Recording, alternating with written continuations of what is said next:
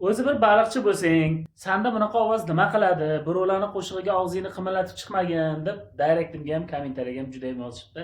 Azizlar, baliqchi bo'lishim mumkin, lekin Xudo yo'qtirgan kichkinagina ovozim bor. O'zimniki hammasi aytayotgan narsalarim. Allohim neydi günahım? Günahım neydi Allah'ım? Dualarım bayarmış dua. Bitti dünya, ziya oldum ziya. Ah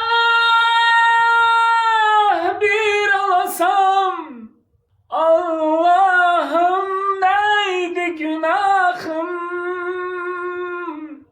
Günahım neydi Allah'ım? Ko'rib turganinglardek jonli ijro hamisha bizda. Salomat bo'linglar.